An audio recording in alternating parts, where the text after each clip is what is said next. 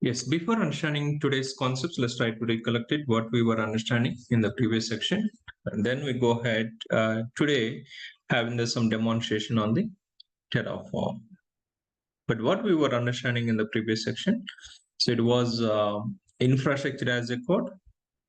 Yes, that's as we discussed so far about that AWS, that is, AWS creating the resources or managing the resources using management console. But management console is a manual approach, that is interactive based approach. But as an automation engineer, the DevOps engineer point of view, so to perform that automation activities on the cloud, especially on AWS, yes, which we need to know infrastructure as a code tool also. But infrastructure as a code, we have that like a different the tools are available in the market. That is from the AWS team itself. That means the cloud providers itself, they are providing that their own solutions. So in the AWS context, yes, which we can say that cloud formation. So the cloud formation is that is from AWS team itself. So for AWS infra to create a resources, we can use it AWS cloud formation. But as a multi-cloud solution point of view, or hybrid environments to manage it, that yes, we have one more the beautiful tool in the market, that is Terraform. This is from the third-party vendor. This is not, this is not from the cloud provider. This is a HashiCorp providing by that, and it supports like a multi-provider. That is the beauty of this tool. Yeah, the Terraform. So which we were the starting and understanding that the concepts of Terraform. But what are the main concepts? If you try to recollect about the Terraform concepts about providers defining. Yeah, so before going to create a resource, that resource is belong to that which provider. We need to identify it, and that provider definition is important. Yeah, first provider definition. But how do we define the provider definition? Is yes, first to define that the Terraform block with the required providers. Yes, what are the required providers for that particular project? Or the code which you are implementing that for that code. Yes, which are all the providers required? Yes, we need to define the first providers and the providers required providers in the Terraform block. Then we need to define the provider, which provider are using that. That is AWS or Azure RM or database. We have those, there's so many the different providers are available in the market, as we are understanding the Terraform documentation, which you need to identify that as per about our requirement, the provider and provider definition. So this is the first block of the code we are talking about it, about the provider. But why you are using the provider is, this is going to helpful to have that API communication to the account, provider account. If it is AWS account, or if it is Azure account, to connect it to this provider section is helping that. But that is not enough. We need to go for defining the resource. But how do you define the resource block in the Terraform is, yes, the resource, and it is expecting the two arguments, argument 1 and argument 2. But in the first argument, we need to define that the type of resource. Yes, which resource are you going to create it? Yes, that's we need to define in the resource block. There's a resource block structure. And here, yes, we are defining that type of provider is AWS, and AWS, so which resource we are creating is instance. But how do you know that all these resources is? Yes, we have the Terraform documentation to find it, the provider related resources. Yeah, first argument is type of the resource. And the second argument is that is a logical name, or you can say that label, to identify the resource in the Terraform outputs. Yeah, the label we can define it. That is as per about our understanding of this resource. For about our management activities, we can define the label. Yeah, that is a resource block. The resource which is expecting the two arguments. Then within that the block, yes, we need to define that attributes. Attributes are like as the inputs of this resource. as which resource you are going to create it, that resource related attributes also we need to find it from the Terraform documentation. Yes, here in this context, a resource is AWS instance. But AWS instance, what are the inputs that is expecting, or argument attributes it is expecting is AMI ID, instance types, tags we have, VPC ID, subnet IDs, key pair, security group.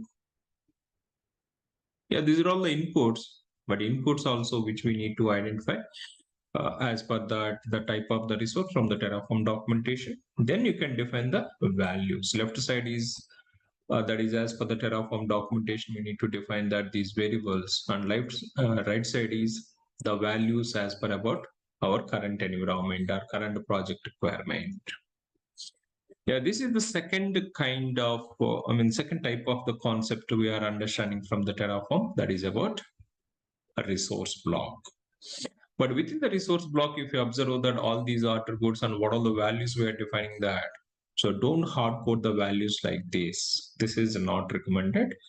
So instead of hard coding these values to the attributes of, attributes of this resource, then what we can do is we need to define we can define the variables. But variable is optional, but recommended to use it. But what is the block structure of the variable is? Yes, variable, it starts with the variable. Then you can define the variable name. So the variable name, the whatever the logically represents as per this value, you can define the variable name. And then you need to assign the value to this variable, right? But how do I assign the value to this variable is the default and the value which you can assign. Yeah, so this is a variable definition or a declaration, but once a variable has been defined, but how do we use it, that variable, or how do we read the variable within the resource block is, you can use it where, that is the first three characters of this type or concept. Yeah, where dot and this label name, the where dot instance. Then what are the value you have defined here? That value during runtime, that is a T3 dot micro will be assigned to that instance type. And whenever the resource is going to create it, it is going to use the instance type as a T3 micro. So this is the third concept we are understanding, the variables. Variables are like as the inputs the which are required for the resource. Instead of hard coding that, we will dynamically or during runtime will pass it that. That is third concept. And fourth concept which we are trying to understand from the Terraform, the one more block of the code, that is outputs. But how do we define that the output is? Yes, output, that is a block. It is also same like as a variable. And we need to pass it one argument. What is that argument? The output variable name. Suppose in this context, we are going to get that IP address of this instance. Yes, as per that, I have defined the name. This is my server public IP. So output and variable name.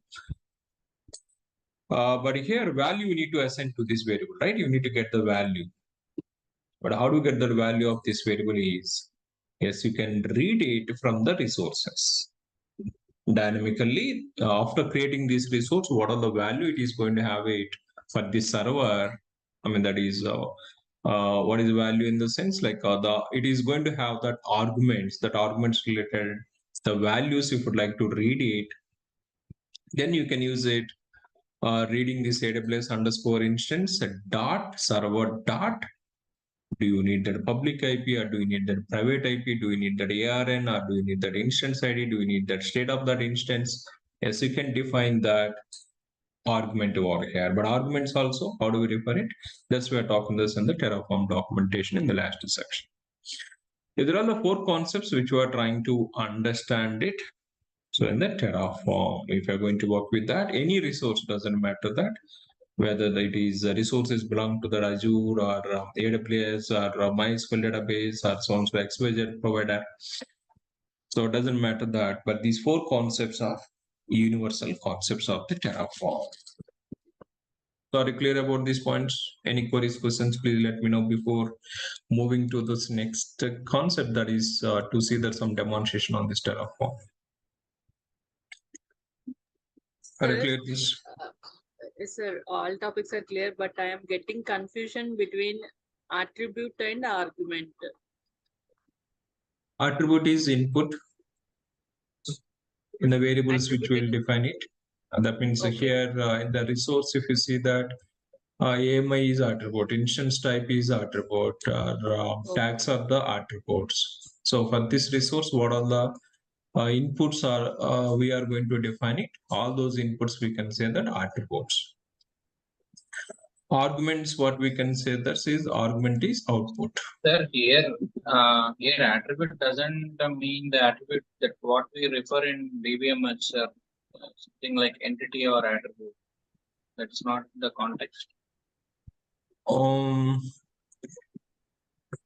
So which context? I mean, I didn't get that. First, can you come back? Here we are saying that attribute, no, sir. The meaning of attribute is the same that we use in DBMS, where we'll have an entity. Entity is having the attribute, characteristics of every entity. Exactly. You can represent. You can represent. Suppose XML, we say that attribute. In the database, we say that yes, column. Column is like, I mean, which is having that column name and value, right? But here we are referring the variables, means can be considered as an attribute here. For what we are here in this case, we are saying that instant type can be an attribute, and service public IP can be an attribute. Yes, instance type is here. Whatever we are talking. This, I mean, you see that this is the key name and this is the value. But value, instead of hard coding that, I have defined the variable separately. Okay. But resource wise, if we just talk it, instance type is one attribute which contains attribute name and attribute value. Value, are you going to hard code it here? That is a T2 dot micro. Or are you going to define through the variable? That is about your requirement based dynamically to pass it, which you can use it. But resource context point of view, so this is one attribute which contain the name and value. But value, instead of hard coding that, we define the variable. You got the point? Yeah.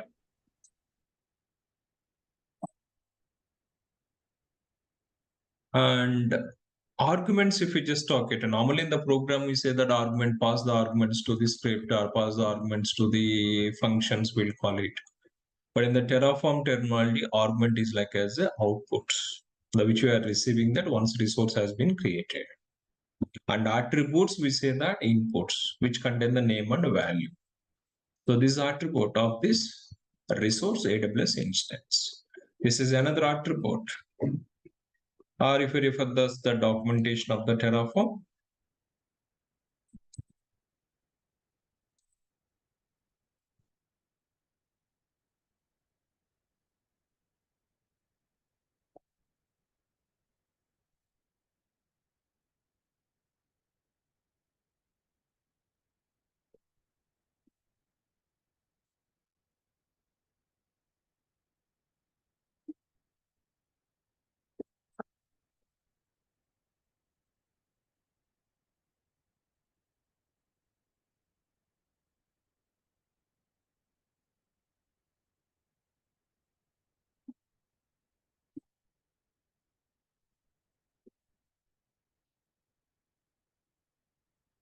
see, the terminology as per the Terraform documentation is different, but finally the objective is the same.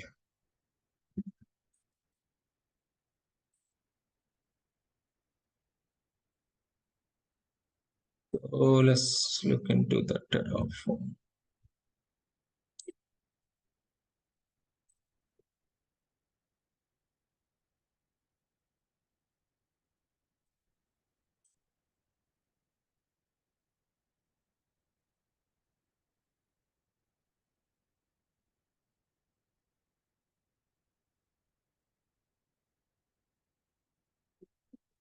Yeah, any resource, if you just refer that here, first they have given that examples, then they have given that arguments and attributes. Arguments are nothing but, yes, if you are going to create this resource AMI, you need to pass it.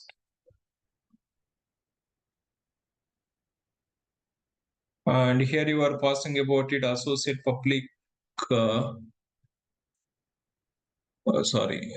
argument is yes, inputs of it. Attributes are the outputs. Have I mentioned that, or is it in the reverse way? Reverse way, right? I hope so.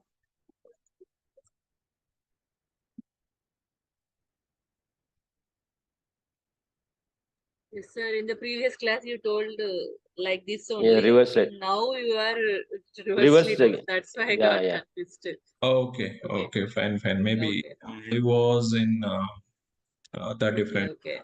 Okay, fine. Yeah. Argument means input purpose. Attribute means output purpose. Yes, exactly. Correct. Okay, fine.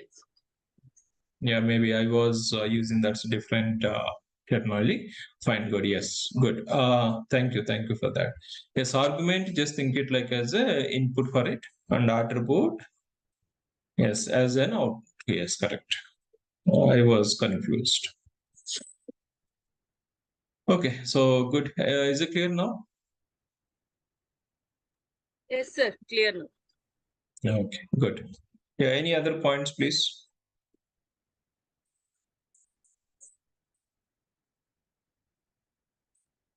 Good, sir. Go ahead. But I have so previous. I was looking about it. This one was the reverse way. I remember that. But maybe if you No, sir, refer I that. noted that point in the previous class. You told that attribute are output of resources. I like that you told. I noted that point. Okay, output of that, right? Yes, sir. Okay, fine.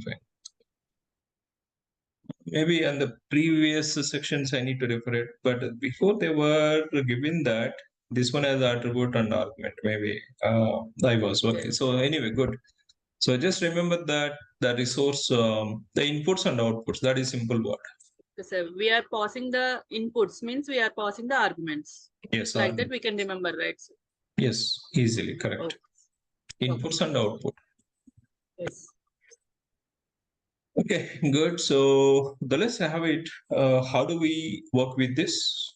The Terraform. So now the environment wise, if you try to understand it, yes, what are like uh, the infra that we need to set up? That's to run the Terraform.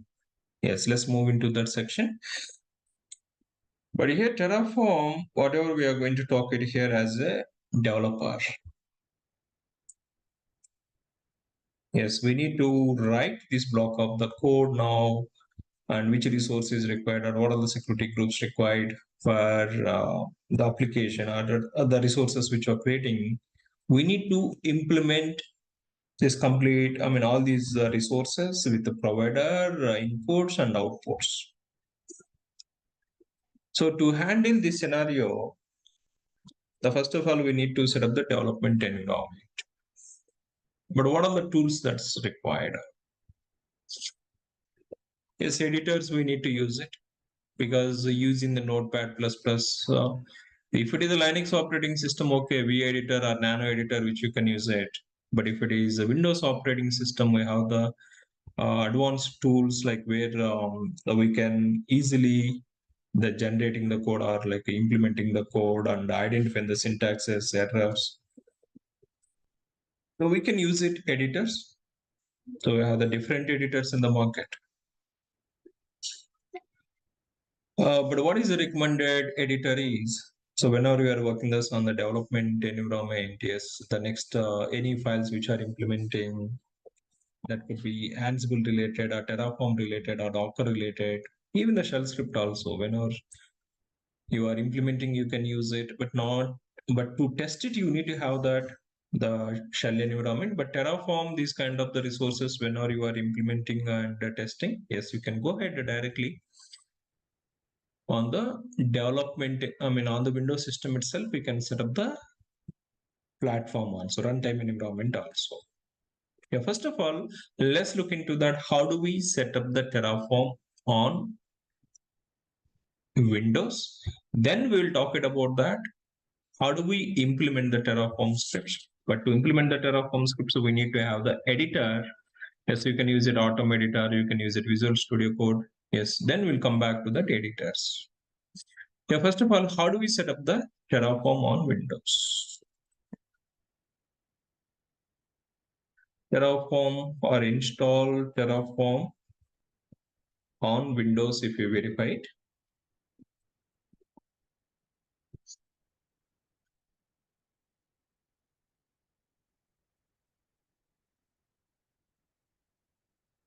Yeah, even we can do on Linux also. The Linux that is not required for the timing, Linux in the CI/CD process, which you can use it once the implementation is done. In the CI/CD process, if you would like to run the Terraform scripts, then you can use it. But while learning that, let's go ahead using the Windows. Here, install the Terraform, the manual installation. They have given Chocolate is a package name on the Windows, on the Linux, or Mac OS related solutions. But let's go for this is about a manual, okay, with the package. Yeah, Windows. Oh, yeah, manual installation on Windows.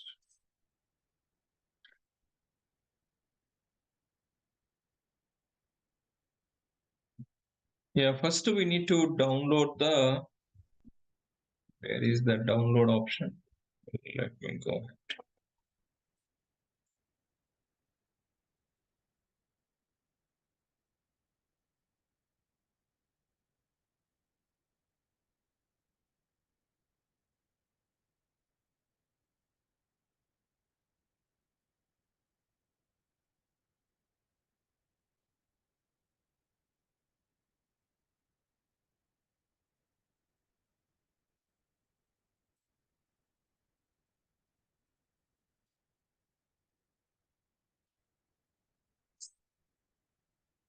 So in this AWS install, why do you want the AWS install?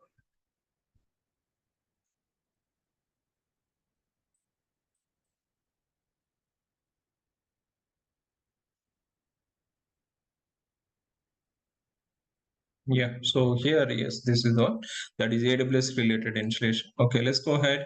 Yeah, so here you can find it, install the Terraform on the base of operating systems, and which I'm going to look, I'm going to use it as Windows, or if you'd like to practice on the Linux, yes, you can do that. Yeah, so AMD 64 as a 64-bit operating system, and the latest version of the Terraform, that is 1.5.5. But if you need that, the previous versions, so use it at least 1.3 onwards, but don't go for that 1.2. These are all like the before versions, the old versions, we can say 1.2 and less than that. But the latest the Terraform, lot of design approaches which have been introduced between 1.2 to that 1.3, even I mean not 1.3, 0.12 before that. But anyway, let's try to use it 1.39 onwards. So don't go for that beyond this. Yes. So, or you can install the latest one. You are good with that. No issues. But you see the sometimes there's some deprecation warnings as the latest changes, because the code, whatever I'm going to use it, maybe the previous version support.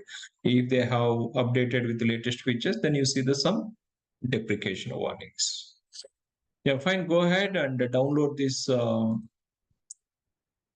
Terraform. There's a zip file. Or if it is a Linux-based operating system, so CentOS, yes, you can use it installing mutils and adding this repository, then installing the Terraform. So these three commands you can run it, and which is going to helpful to install the Terraform. So on the Linux, so direct straightforward, you can run the commands. But Windows, yes, this is the zip file which is available. So once the zip file has been downloaded, so let's go to the download section.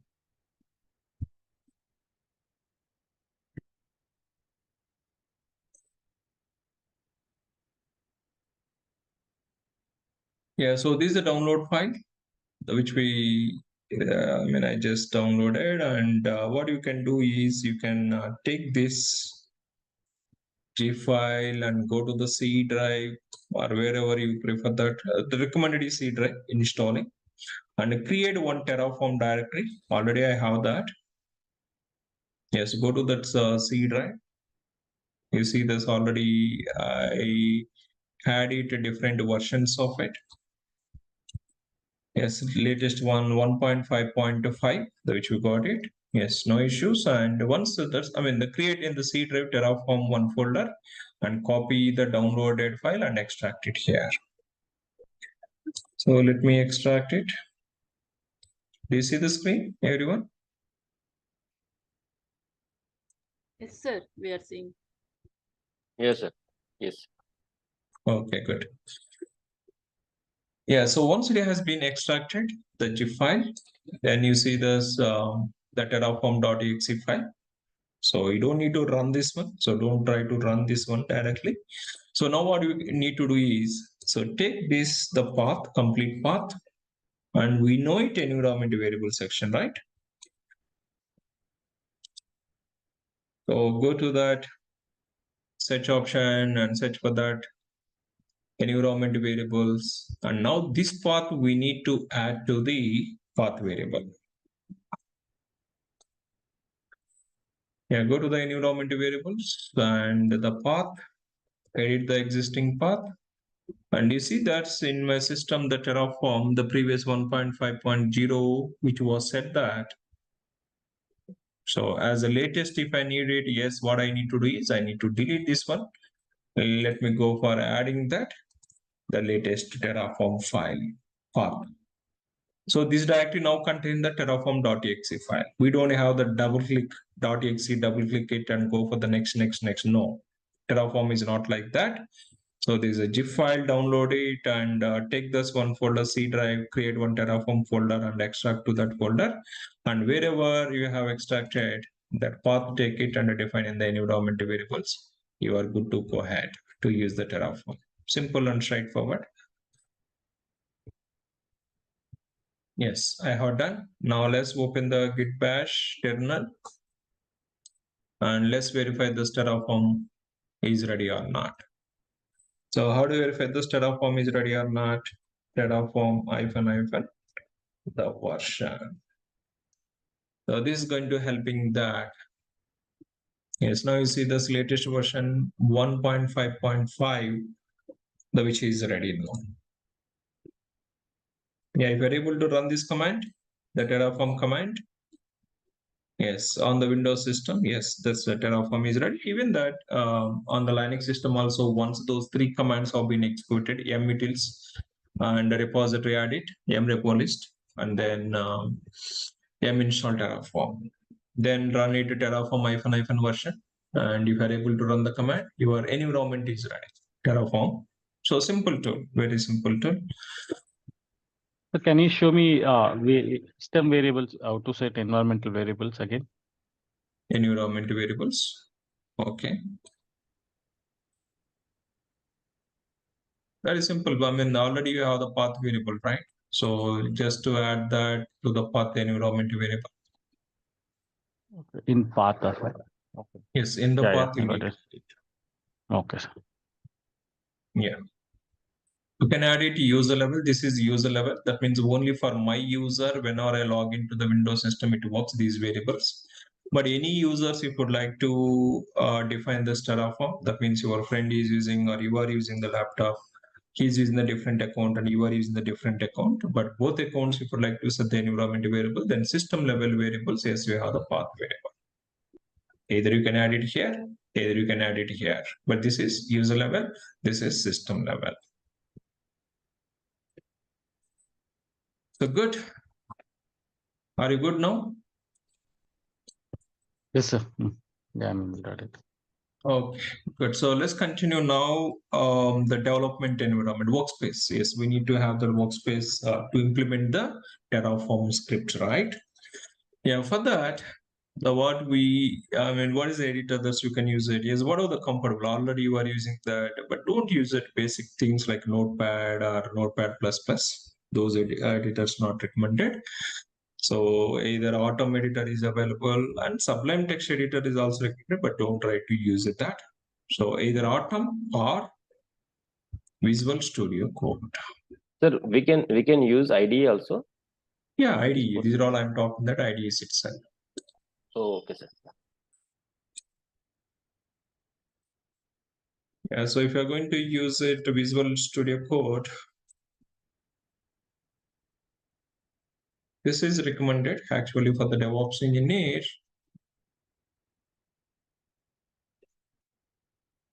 But you don't try to use it, Eclipse, those kind of IDEs.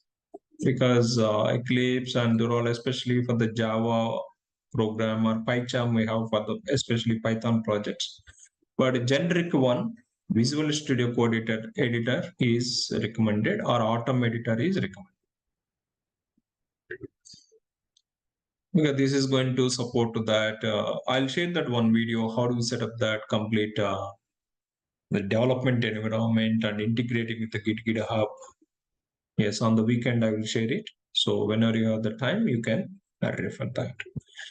Yeah, so download for Windows. So Visual Studio Code, there's a stable build.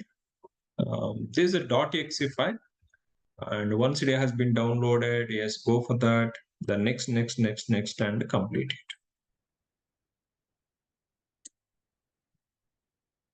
So this is a straightforward installation. Yeah, .exe file and double click it and go ahead next and finish that. In my systems already that is installed. So once it has been installed, then you can go to the search option and you can find you can search for that Visual Studio Code. Yes, this is the Visual Studio Code app. You can open that.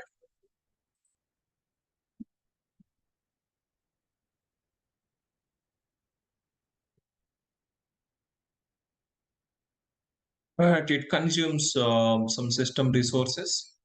Yes, RAM capacity point of view. If the 4 GB kind of the capacity of the system, then you see the some kind of the latency issues. So whenever you are working with that, system hang sometimes.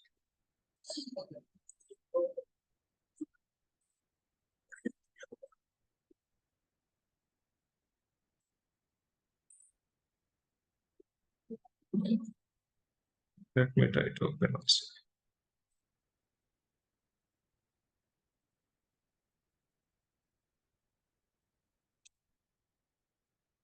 Who is the vendor of this Visual Studio Code? Microsoft. Yes, Microsoft's one. And as a DevOps engineer, it is recommended to know that the Visual Studio Code, knowing that at least one of the IDE2. But specific to the Java programmer or Python developer, then the PyCharm is another IDE2 and Eclipse. And especially .NET purpose, it has been designed, this Visual Studio Code, but they have come up with the plugins. So these plugins are extensions, we can say that. So are helping about it to implement even that Docker files generated, Kubernetes files to generate it. So it is having a lot of support for the development teams.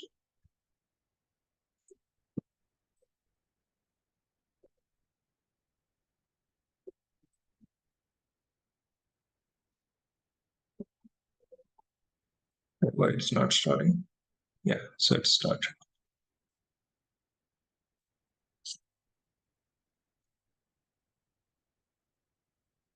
Yeah, now once this Visual Studio Code has been opened and you can create one project folder where you are planning.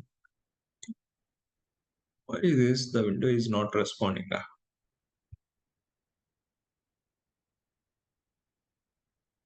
Okay.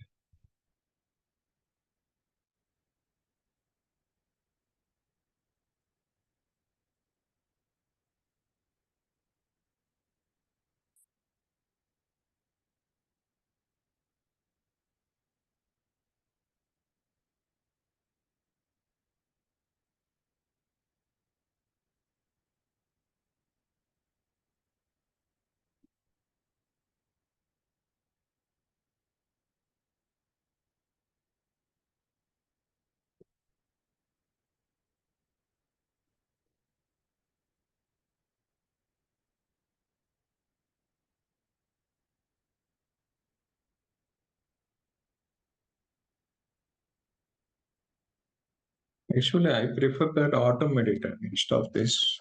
So this is, it consumes more memory. Whenever there is a specific reason, use it. Otherwise, use it the simple editors. That is Atom, another one. Okay, so I'm going to open the new folder or the new project. So I'm handle some other activities here. So what I do is I go to the D drive, I'll create it one workspace. Already we have the workspace, right? But about our projects, yes, I go to the D drive and let's go to the workspace and here, yeah. So I use this workspace, and in this workspace, let me create one folder that is Terraform.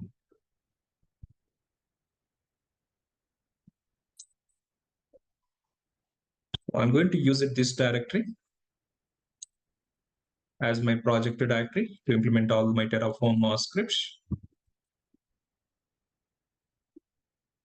Install the recommended C#.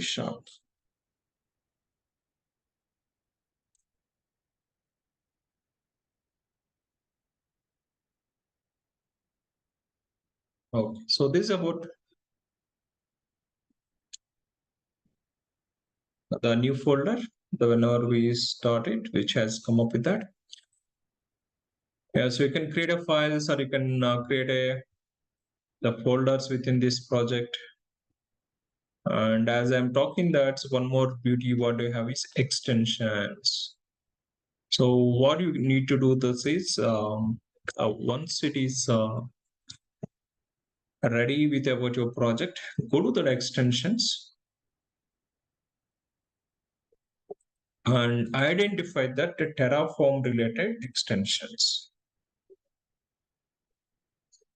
Yeah, hashcop Terraform. So these are all like syntax highlighting. So during that implementation, the block of the code, maybe suppose if I didn't close it properly, the end braces, then we'll be having the issues, right? So to know that before running that, all those kind of the errors or the issues, then try to add it to this, especially this one of that Terraform semantic highlighting, or you can add it syntax highlighting. But more plugins if you add it, or extensions if you add it, then system resource it is going to consume in that. Yeah, so make sure about it, and so select about that the plugin hashcop Terraform. This one you can add it. So syntax highlighting and auto completion, and you can see the details of it. So that is what is the purpose of this, and how to use these syntaxes, and how it is going to highlighting that. You can find some documentation, and now in my system that is in this environment that is already added, but you can enable that in your workspace. Yeah, identify that some extensions and try to use it.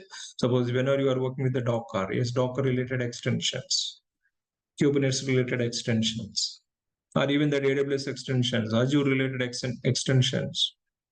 So the very beautiful tool as the developer, DevOps in your point of view. So which is going to helping that to identify especially syntax highlights during implementing the code. Okay, good. So that is you can just explore. Now let me go for that, the creating Terraform scripts. But if you're going to create a Terraform script, so what is a file extension of the Terraform? Yeah, first I need to, what about our requirement? If I have the requirement. So what is my requirement is we need to create EC2 instance using Terraform. That is a requirement. Initially, whatever we discussed through AWS Management Console, EC2 launching with web server, with user data, and security groups enabling that, key pair configuring that. So whatever we are doing that the manually, the launching, the web server, that's we are going to write the code for it. But first of all, the provider has to be identified. Okay, my resource is instance, but instance to create it, my provider has to be defined. Yes, how do I define the provider? Yes, let's go for that, creating one file. So I'm going to create a provider specification to define it, provider dot .tf. What is the extension of this Terraform scripts? That is .tf. You can give any file name that is about our identification of the blocks or Terraform concepts which are defining. But extension must be that is .tf.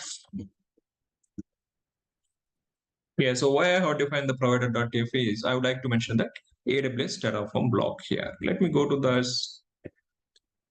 Terraform documentation and let me find it provider specific documentation.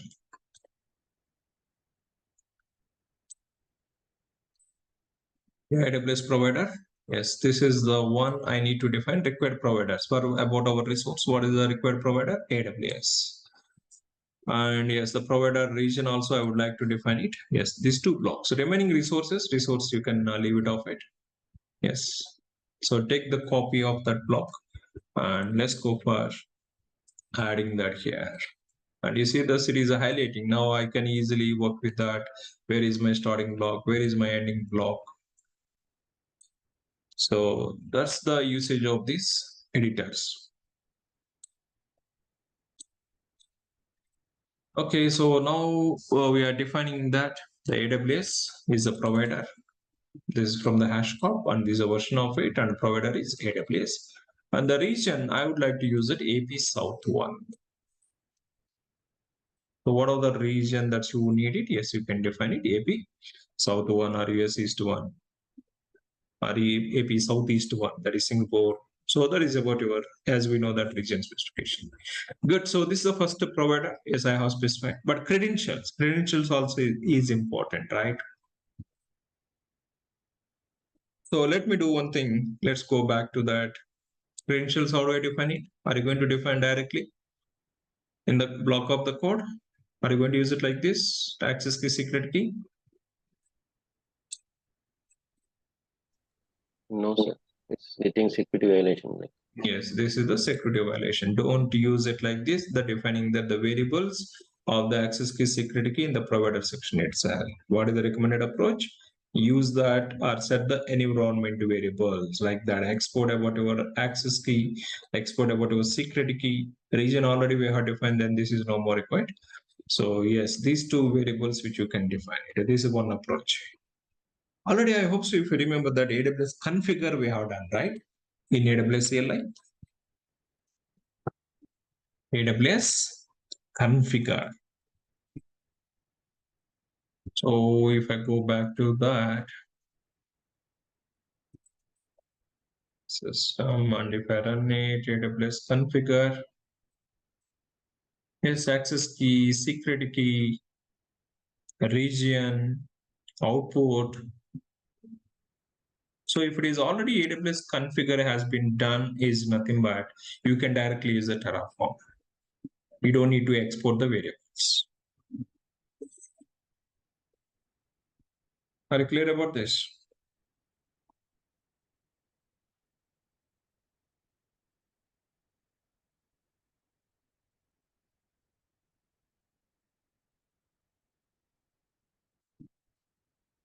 Yeah, suppose if you would like to configure that AWS credentials, how do you get the AWS credentials? Access key security, how do you get it?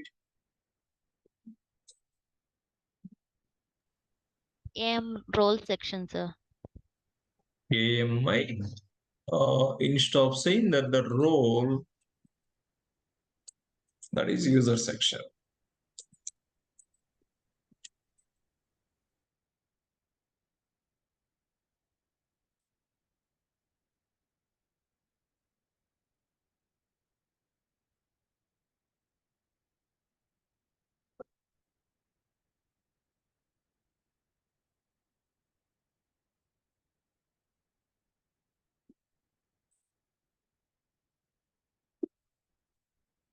Yeah, go to the IAM section.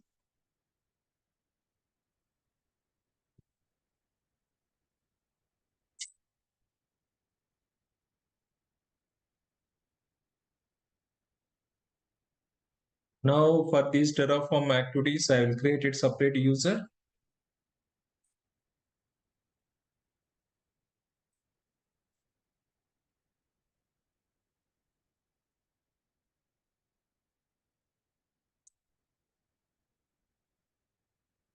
Okay.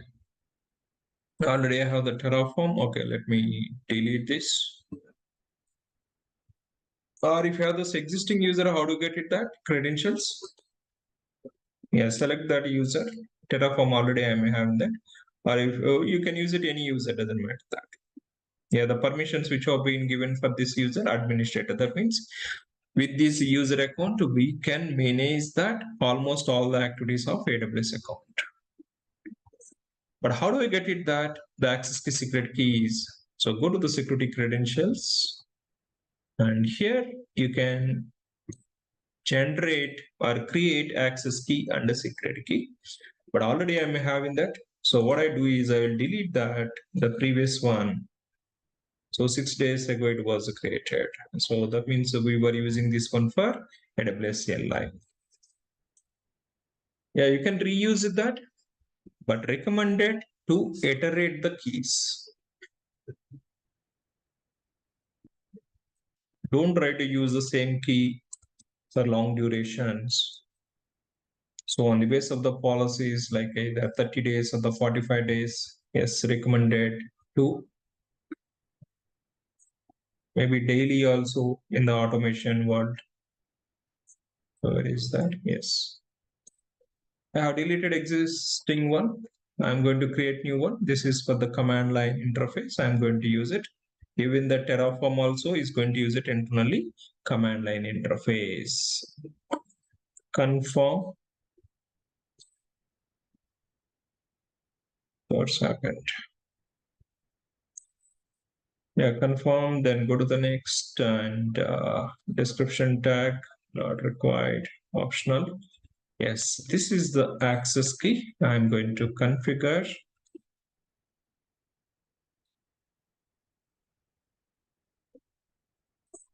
Okay, it has been permitted. Let me rerun it.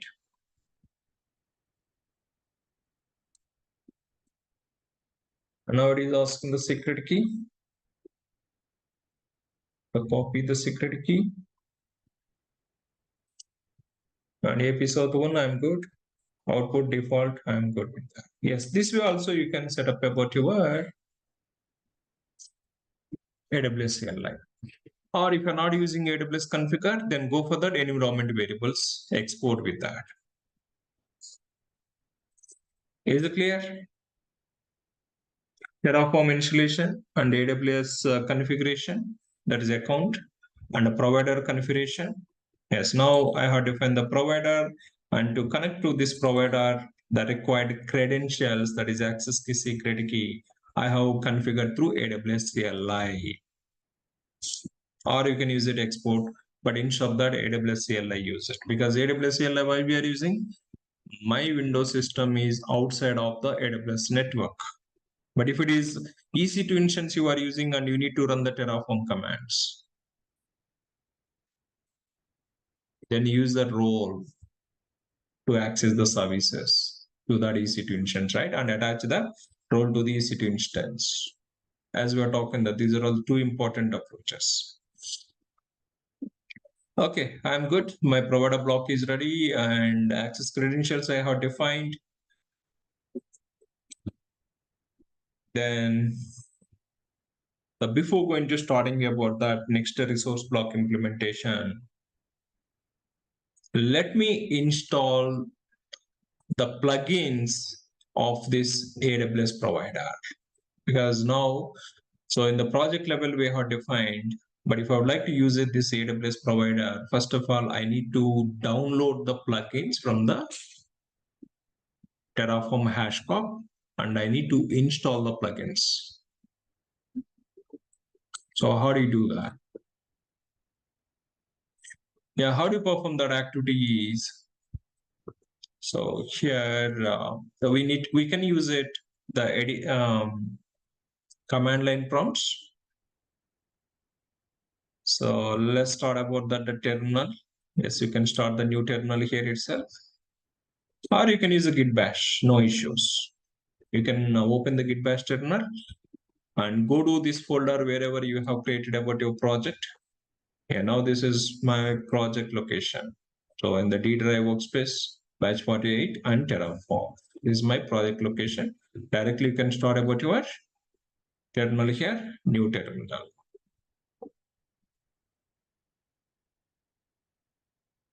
So here you can run the commands, Terraform commands, or you can open about your Git bash terminal, and you can go to that, the D drive, share workspace, batch 48, Terraform. Go to the project home directory, and here also you can run the commands. Which one you prefer it? That is whatever choice. Both are the same. Yeah, now let me show that here, but sometimes output to view here, this is the small window, right? So we'll be having some kind of difficulty to view the output during that time. So go ahead here and open the separate terminal and run the commands. But both objects are the same. Okay, so now I have defined the provider, but provider related plugins we need to install it. But how do we install the plugin is? So what is the command that we will use? It is Terraform init. So at any time, if you modify that's a provider block, these two blocks, if any changes you have done, then what you need to do, that is you need to do Terraform init command. But this is a one-time running that we don't frequently, we don't use it. But yes, this is a project initialization. That means all the required plugins for this current project. So it is going to try to downloading that. Yes, you see that initializing provider plugin, but which provider we have defined? HashCop AWS, as per the version of this AWS point of view, that version related, the plugins it is adding to the current workspace. Yes, you see that it is created .terraform one folder, but you can, you don't need to worry about this folder. This is going to have that's Terraform related, all the supported files, AWS provider related. This is a problem here, output to read it properly. Yeah, so here you see this output, what it is saying that initializing the backend, and Terraform has been successfully initialized. And now you can go ahead and work with that. So to perform the next commands. But what are the next commands? That will come back. Are you clear about that? Setting up the Terraform now. This kind of development environment. What are the tools we are using? Git bash, Visual Studio Code Editor, and then Terraform runtime.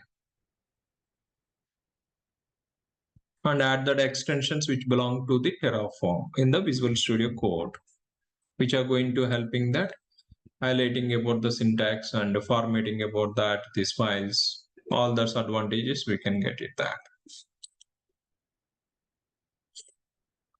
Are you clear now? Any queries, questions, please let me know. Yeah, today set up this environment and try to work with this. So once if you are able to set up this one, then next Docker, Kubernetes working with that, or Ansible working with that, all those are all easy.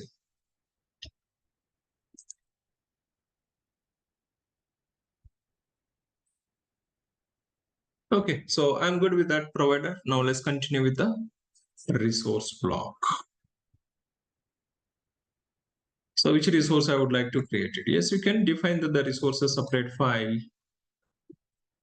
That is resources.pf file. Yeah, I would like to add that the resources, that is AWS instance. I need it. Yes, let me go back to the Terraform documentation and let me search for that AWS instance. And here I'm going to look in that resource AWS instance. Yes, this is a block I needed. Let me take this block of the code and let me add it here. AWS instance, and I'm going to call this one as a web server.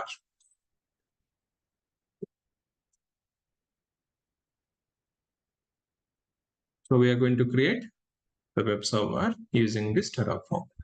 AMID, yes, we need to define that the AMID will come back. And type of instance, I need the T2 micro. And the tags This is, I'm going to give the name of this EC2 instance as the web server. Tags for the timing, I'm going to comment that. So how do I add the comment line in the Terraform scripts? Yes, this is the way you can use it. Double / the line of that, the comment. Yeah, I just defined the two arguments which are required for this resource, that is AMI and instance type. There are the two inputs to create this resource, mandatory. Okay, instance type, we know it T2 micro, but what about the AMI? Do you remember the AMI ID? Anyone?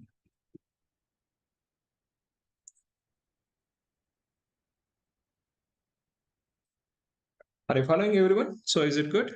I mean, just type that following in the chat window quickly.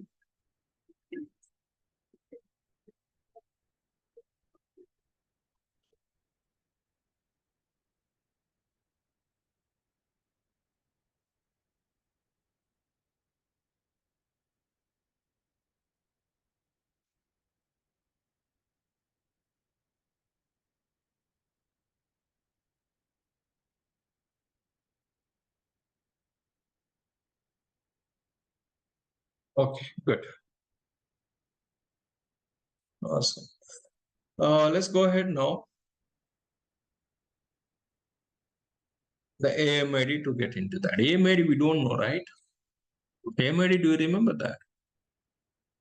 Or can I define like this? Amazon, Linux, 2 AMI like this? No. We need to define ID of it.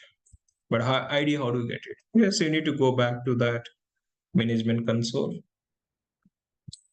So let's go back to the management console and EC2 section.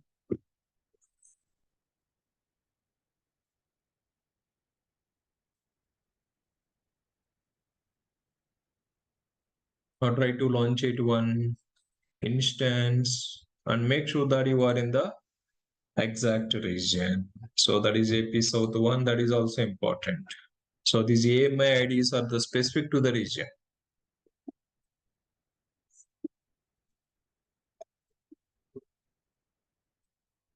And let me find that the AMI ID. This one you need to do that for the timing is manually. You need to get that AMI ID.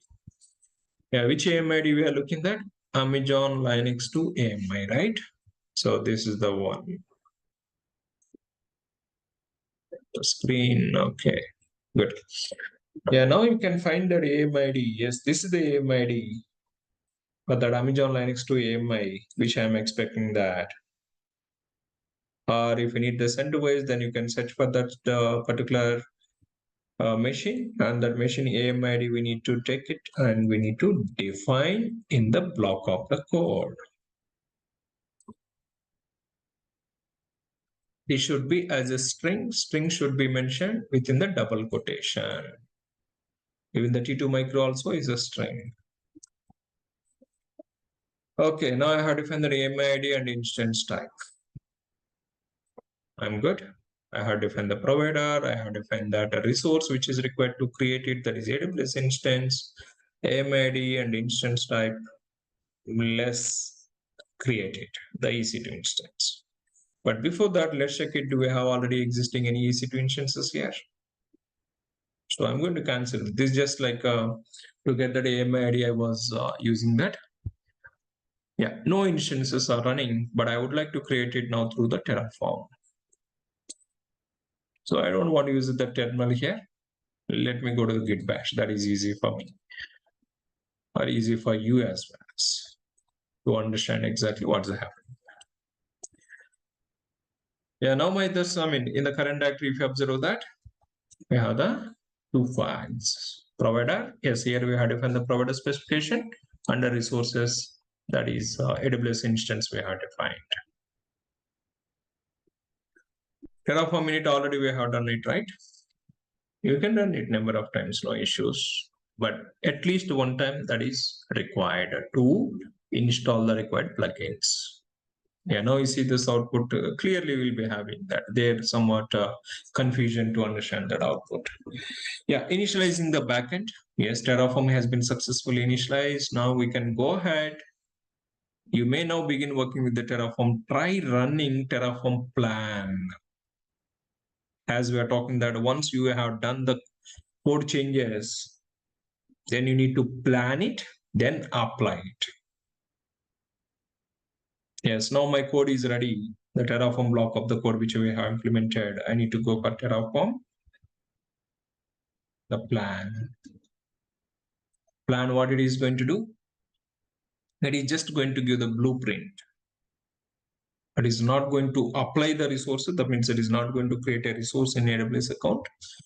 It is going to give the blueprint of the resources of that provider.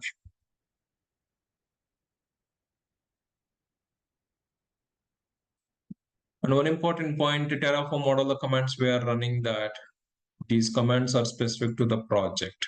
Suppose if I change the folder and if I run the Terraform command, it doesn't work it. So wherever you have the Terraform scripts, only in that directory you need to run the Terraform commands. Suppose if I change to other directory and if I run the Terraform plan, it throws error. No scripts are available. So wherever you have the Terraform scripts, you need to run it in that folder itself. All the Terraform commands. Have I entered? So I hope so I have entered. Yeah, it is taking the time.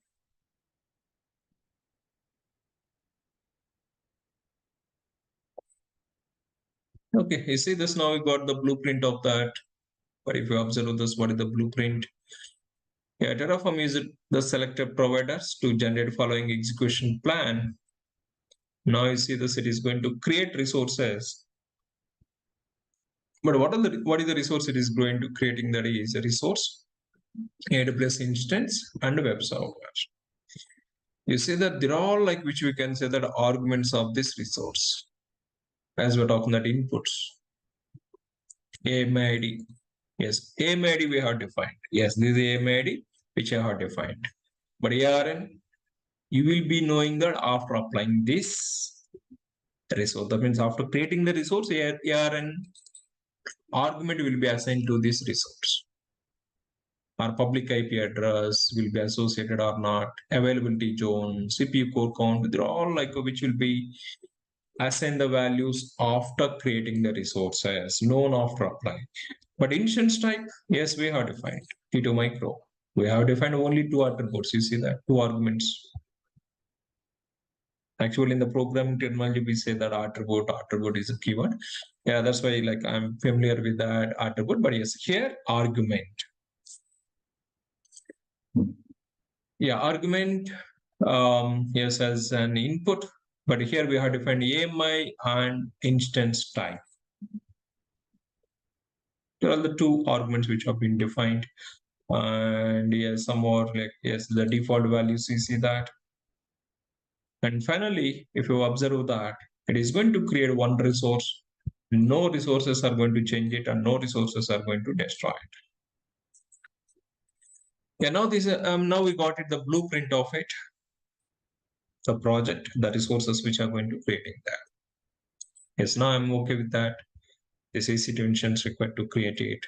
Yes, what is the command now? I need to use it. So once that the blueprint are verified, this just plan is kind of the verification. So now if you are okay with that, then apply it. Terraform, apply. But apply is also what it's going to do is internally first it is going to perform the plan. It is generating the plan. Let's see this output. Now this is the third command we are using. Yeah, first verifying the Terraform version. Project specification, Terraform init. Initialize the project related plugins or dependencies. Then Terraform plan it. If you change that any code in the Terraform scripts, plan it and then apply it.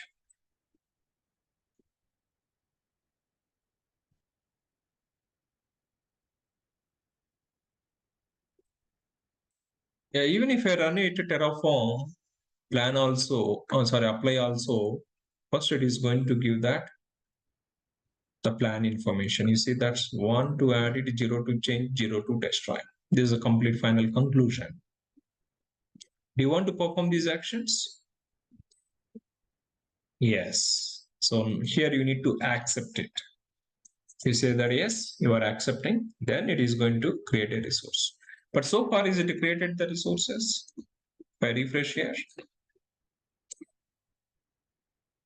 no resources, right?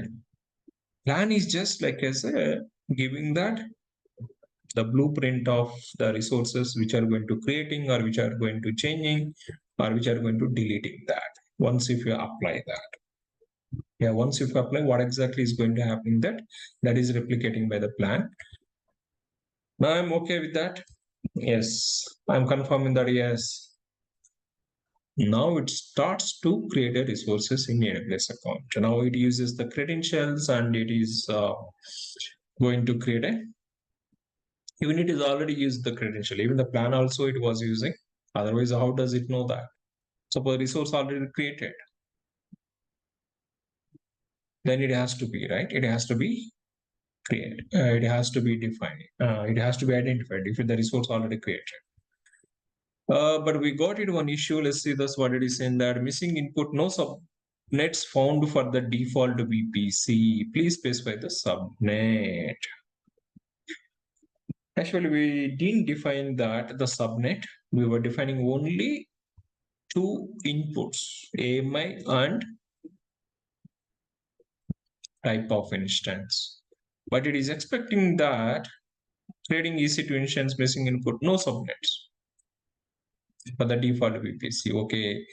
So in this region, this is the region specification. In this region, what are the default VPC which is having that? The default VPC is not having subnets. So that's why it's got failed. But let me change it, the region to that some other region, and we'll see that the same issue is it going to have it or not.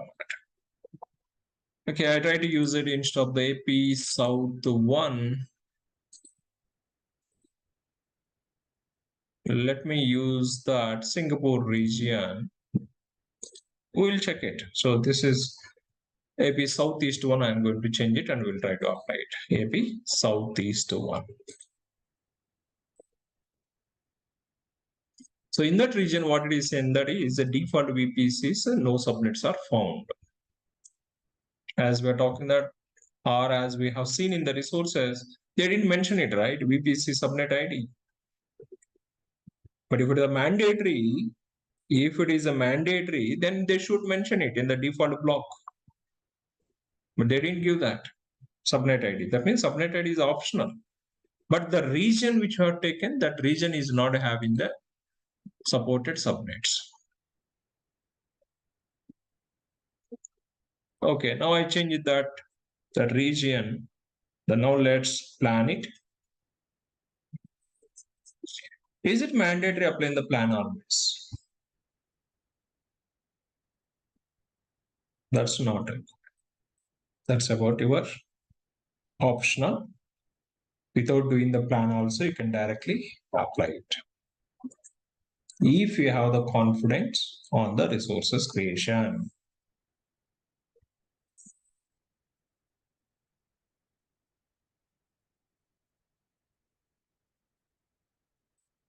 Are you following that, everyone? Yes, sir. Is it good? Is it awesome, right? I mean, whatever we are doing that initially, the manual approach, now we are trying to work with coding approaches. Simple block. I didn't define that too much. If you see this, I mean, if it is the management console, the login it, go there and click on this and define that AMID type of instance, then create a resource. But here, one time my environment has been set up with the AWS CLI and my editor is ready. Yeah, this is the first time we are doing that, all the things that is required to set up it. But tomorrow onwards, simple open about your project and change that the resource configuration, then apply it, right?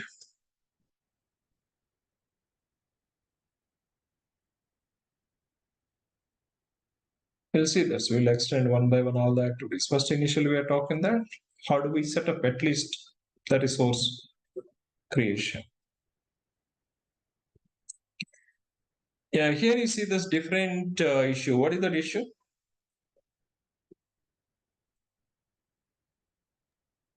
Image ID is different because since we change the location, the AMI IDs get changed. Exactly. So this is the AMID problem. So now let's go back to the Singapore and let's find that AMID of AMID of the Singapore region. Yes, as we're talking about it, AMIDs are the specific to the region. So let me get that the AMID.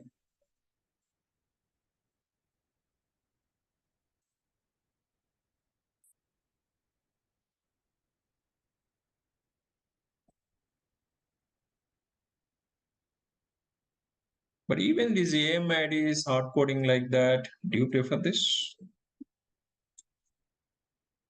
We have the solution. We'll come back. We don't want to, whenever that the region is changed. Yes, it has to automatically find that AMID and what are the latest AMID is available. It has to use that AMID and it has to create a launching that instance. But this is the initial thing. I'm just hard coding that AMID. But even these are all the things we need to go for extending that. How do you dynamically get that AMID?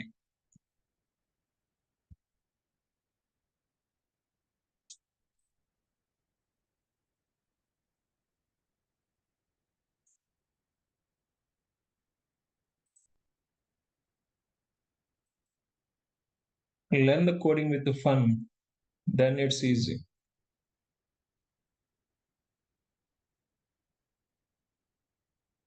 Don't start everything like 100 lines at the same time. In the single click. No, don't do that. But if you are the master, then you can find the code and you can use it. But if you are in the initial stage, starting stage, yes, go for that one by one line and defining. And some important points like we should not hard code the values. We should write the comments within the code. How do you optimize the coding? All these techniques implementing and writing. Yeah, now we don't see any issues. Here that subnet related ID, we don't have any issue. That means in that Mumbai region, the default VPC is not having that subnet. So leave it out. That is out of scope here. I don't want to check it. That's point. But I'm concentrated on the Terraform side. Yes, now the resource has been created. But let's go for the checking about that resource status in the Singapore region. I'm going to cancel this one. Now if I refresh that, yes, we got it one instance. Sir, we are not seeing that screen.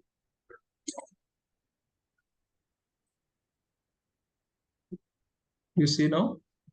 Yes, sir. Yes, sir. Okay, sorry for that. Good. Now you see this, yes, it has been created the EC2 instance and it is initializing. In which availability zone it is launched, AP South 1A. And DNS name, it has been generated, monitoring disabled, security group, we didn't define it, security group. That's why it is taking the default security group and we didn't define that any key pair and launch time the 11.8.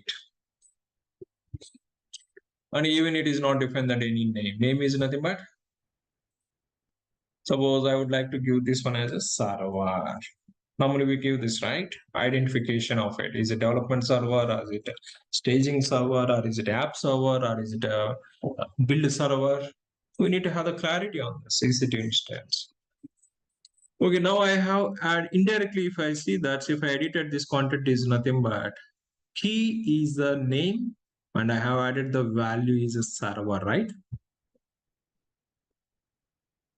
This is a tag which I have defined, and if I see this tag section,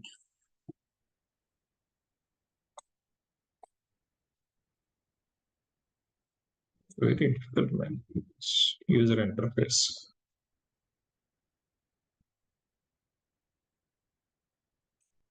Now for this EC2 instance, if you observe the tags, name is one tag. Yeah, name is a key and the value we have defined the server. Yeah, see this is an key and a value.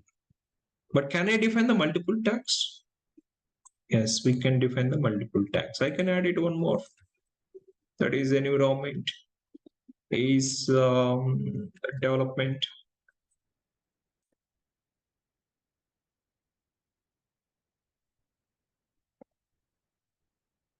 But here I'm doing the manually, right? But I don't want to do that manually. Adding the tags to the EC2 instance. How do you do that? So here, just thinking about it, tags is one input or one argument of the AWS instance, but the tag is expecting that. I mean, in the tag, we can define that multiple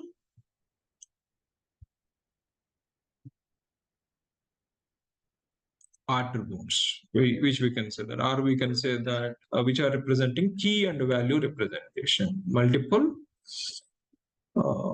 objects, we can say that. So this is one object which is having the key and the value. This is another object which is having the key and the value. So how do we define that? One is, now if you go back to the coding section, yeah, now tags is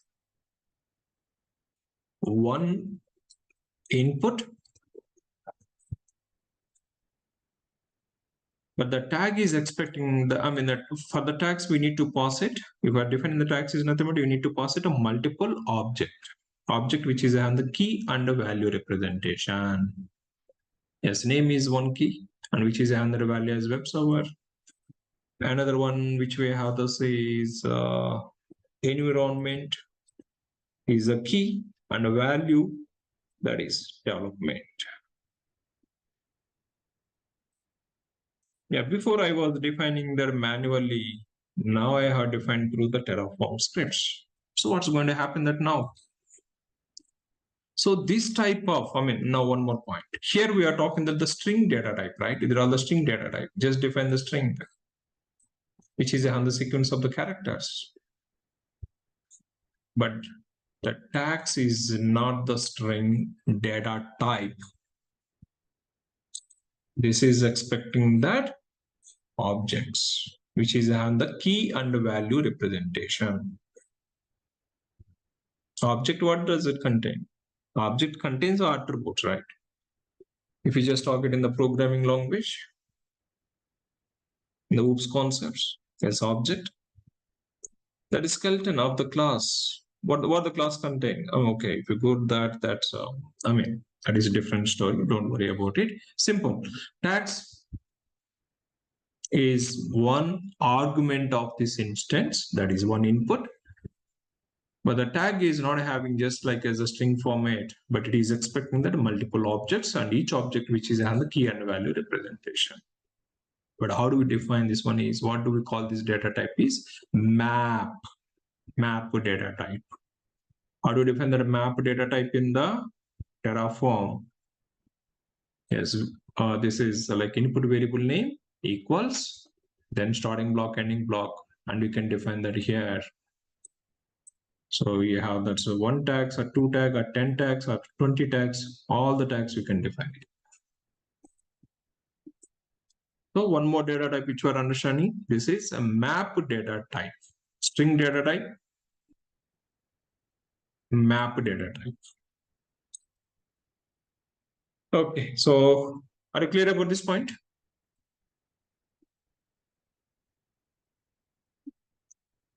Now let's go back to the Terraform and let's apply it. What's going to happen there? Now the server name, is it going to have it I mean, this EC2 instance name, is it going to have the server or web server? Server, I have defined the manually, but through the Terraform, I have defined that as a web server. And even that environment also, I will change it, complete name, development. Now, if I apply the Terraform scripts, what's going to happen? That is it going to override these two values, or manually whatever you have set up that it is going to use that manually, and as well as it is going to append the Terraform related whatever the tags we have defined? What's going to happen this now?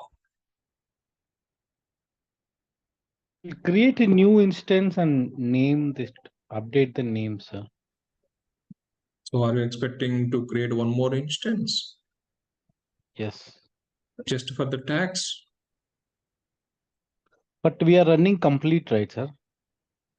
Yeah, we are running that complete instance. Complete code. Yes, we are running the complete code.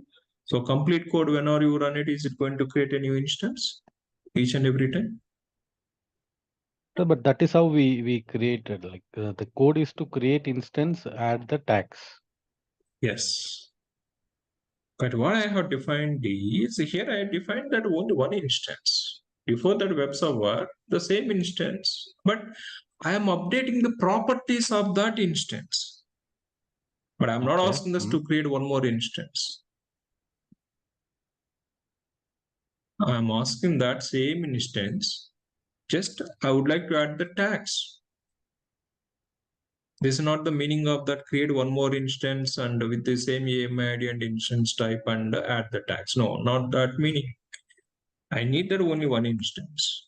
But already I have created this instance. But to this instance, I need to add I need to update the tags. This is just updating existing instance. Good point, right? I mean, that is the beauty of the Terraform. If I run the Terraform apply 100 times,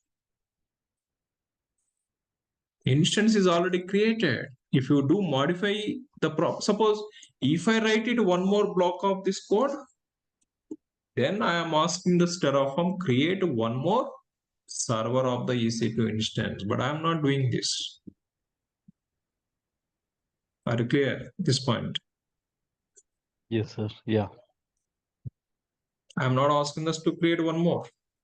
I'm just asking that existing instance as it is be there, but I need to add the tags for it.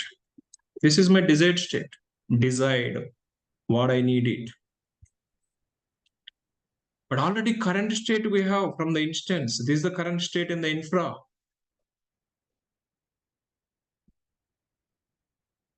Then Terraform, whenever we apply it, it is going to check it the desired state. And it is going to verify the current state. Desired state and current state both are the same. It doesn't do any, it doesn't apply any changes. But if the desired state is different and current state is different, then as per the desired state, it is going to apply the changes. How it is going to manage that desired state? Okay, desired state is about our implementation, the code which you have done, which you have modified, that is about your desired state. Now this is the instance and add these tags. This is my requirement. This is the desired state. But already the instance is ready, instance is up and running. But I'm just asking that add the tags. But how the Terraform is going to know the current state? Yes, here you see that one file has been created, terraform.tf state.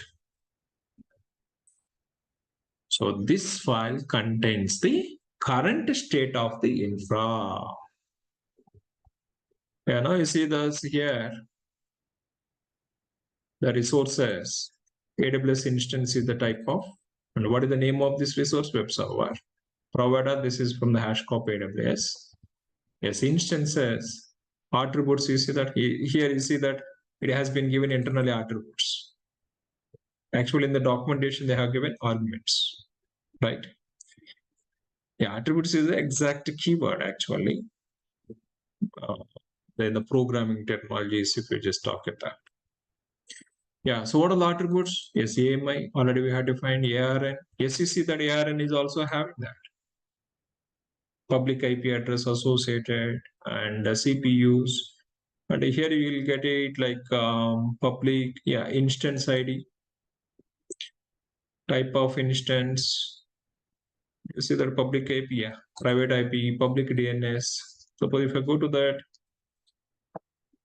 the instance, if I go to the details, so whatever the public DNS name I am viewing that here, that is already available in the TF state file. So it is managing that complete whatever the, I mean, whenever it was creating that instance complete state it is managing in the local file, TF state. And now I have changed that, adding the tags, but tags do we have here? Tags are empty here. Now it is going to check it that. Remaining all the properties are the same, whatever I have defined, remaining properties are the same, but now I have defined in the desired state tags. Now it is going to check it that in the current state tags are there or not. Okay, tags are not there. Now it is going to add these tags to this instance, applying in the infrastructure, that is in the AWS account. Is it clear how it is going to work with that Terraform state? Yes, sir, I got it. So one small query. So since now we updated it on manually on the console, Yes. but those values has been not added here. Yes, not added because that's way I have done through manually. Hmm. Manually So I have it done, is so it doesn't know the Terraform about it. But now if I apply the Terraform, now let's see this magic, what is going to happen. Okay, let me go back and let me apply the Terraform. Apply command. Now I'll see this manual, what's going to happen there. Is it happening? Is it going to overriding? Or is it going to keep it at the manual activities? So what's going to happen there, A or B or C?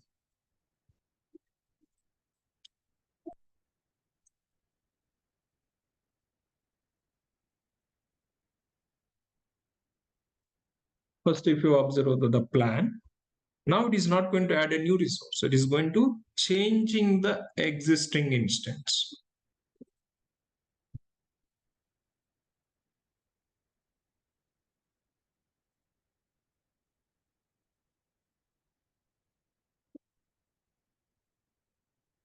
it's like 0 to add, 1 to change, 0 to destroy, something like that.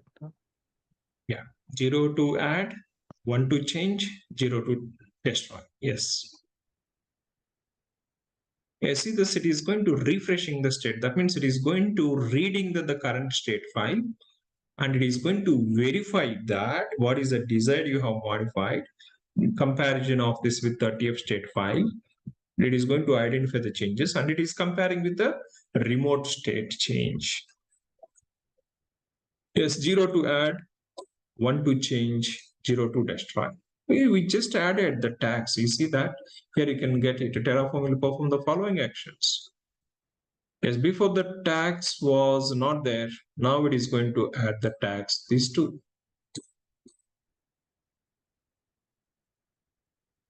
Now if I confirm it, yes, I'm good with that. That is my requirement. Yes, it is saying that there are all the changes it is going to applying that. Yes, I'm okay with that. I have confirmed now. Now if you go back, let's complete the action here. Yes, now it is modifying existing instance.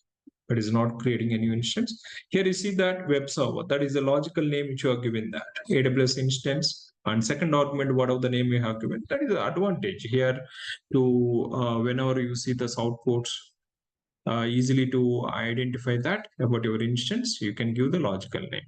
Yeah, modifying and modifications are done. One change has been done. No destroyments, no resources added. So if you go back to the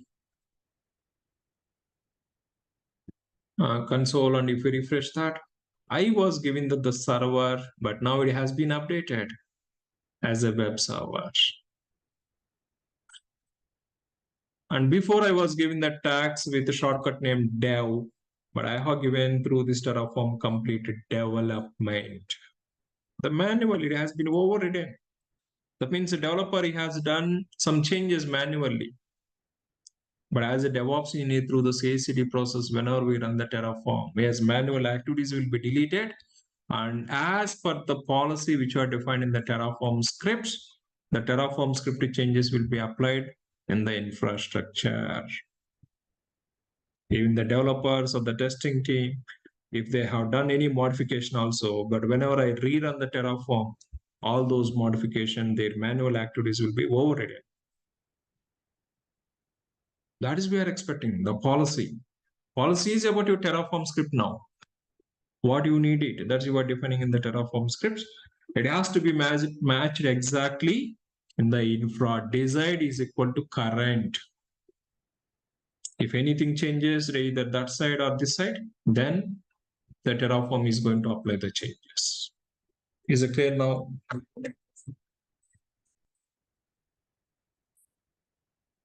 Type the clear in the chat window if you are good with this.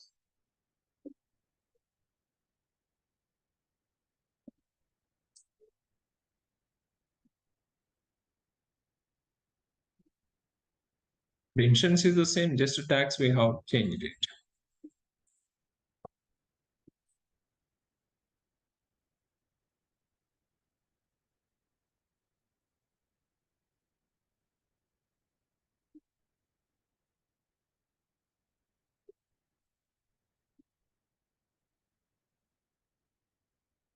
Oh, good.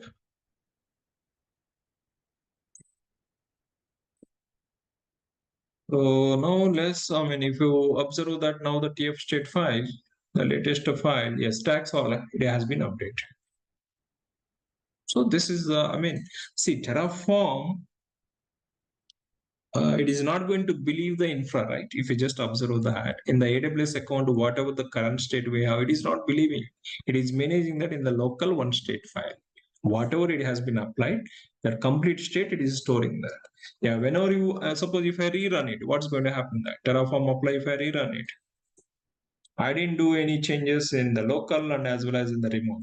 That means in my desired state, I didn't change it. I didn't define anything.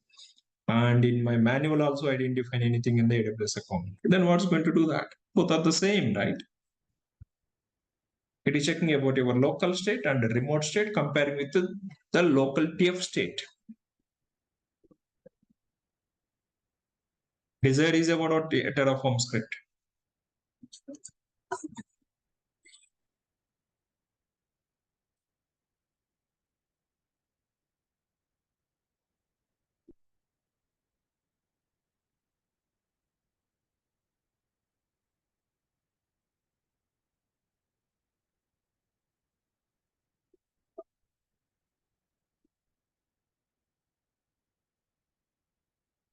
There are maybe network bandwidth issues. That's why it is very slow.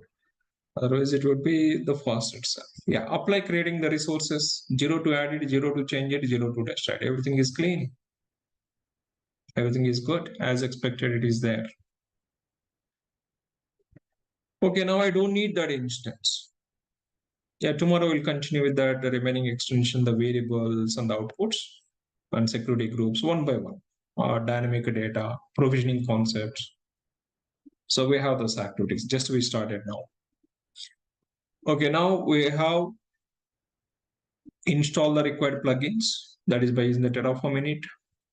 And we know that how to get the blueprint of the resources as per the desired state, current state, verifying that. That is Terraform plan. And once if you're okay, then we know that how do we apply it. That is Terraform apply. Apply is actually going to create a resource. Now I'm good. I have done this my activity with that instance. Now I don't need this instance. Then what I can do? Terraform destroy.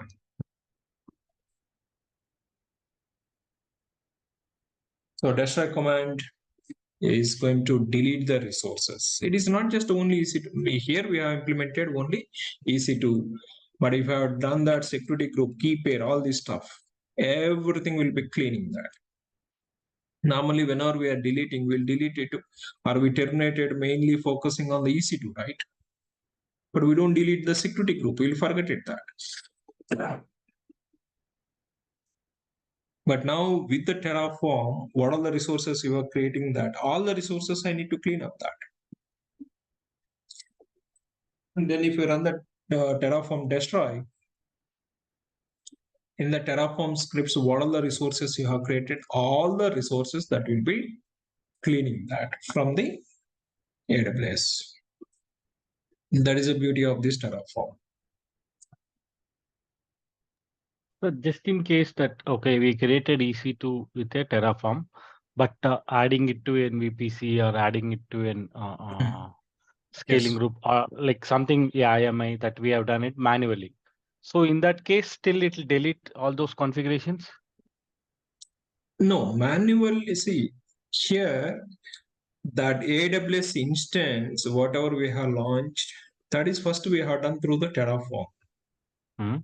Then I have done the modification through manual. I have done manually. But whenever I run the Terraform is going to check in that.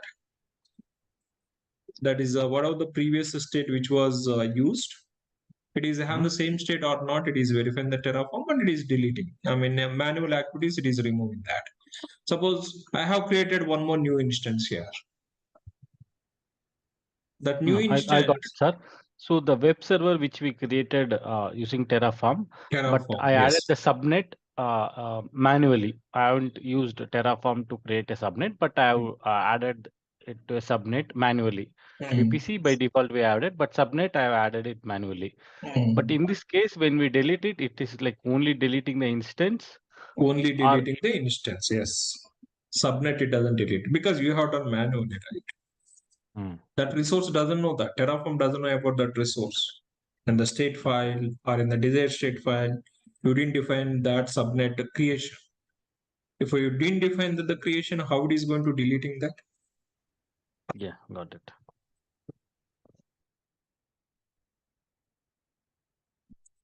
Okay, so let me confirm that. Yes. So to destroy that instance. Now, if you come back and here, if you refresh this, so it's automatically going to shutting down and it will be deleted. But the resources which are created through the Terraform scripts only will be destroyed. Suppose I would have launched it, that's one more EC2 instance with a manual. That instance doesn't touch it because the Terraform doesn't know about that instance. So in the TF state file, what are the resources it knows about it? Those resources only will be applied or only will be destroyed. Is it clear?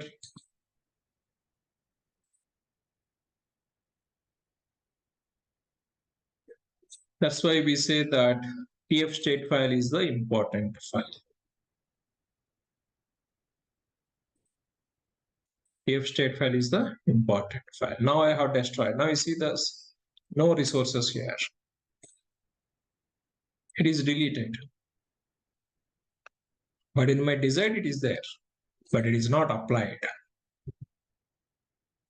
So this state file point of view, it is going to manage the resources. But this, I mean, all these, I mean, in this state file, how it is going to manage it? On the base of the TF scripts which are defined, resources which are defined in this current project. Now this is a resource block. Yes, this resource block will be created or destroyed or updated by the Terraform. Are you clear today? Setting up that runtime infrastructure for the Terraform on the Windows system as a DevOps unit for the development activities. Like that, the clear?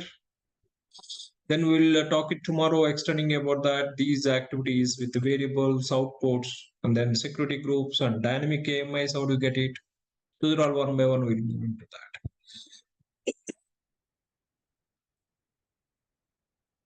And importance of TF state file is also understand that.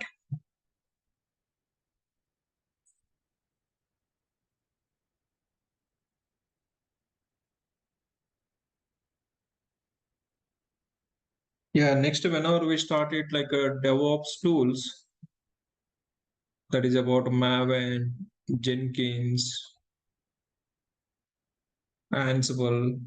So all those instances we are going to launch it through Terraform itself. So we are going to talk at all those projects. We have the ready-made scripts. But first to get familiar with that, what it is there in the script, I'm running that slowly. I mean, I'm explaining this slowly about the Terraform.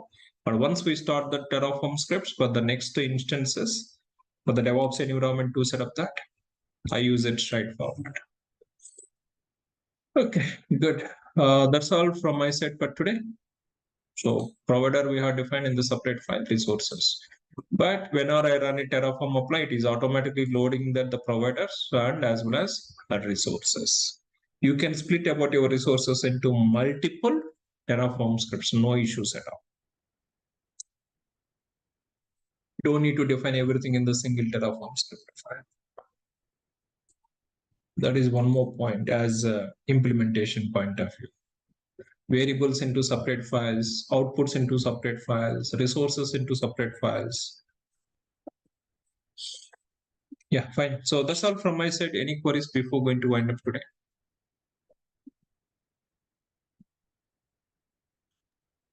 No, sir. Good for today. Yeah, good. Let me make sure that, yes, that's deleted. Fine, good. Yeah, so we'll meet tomorrow and we'll continue the next remaining concepts. And we'll extend some more activities on the EC2 instance. Thank you, sir.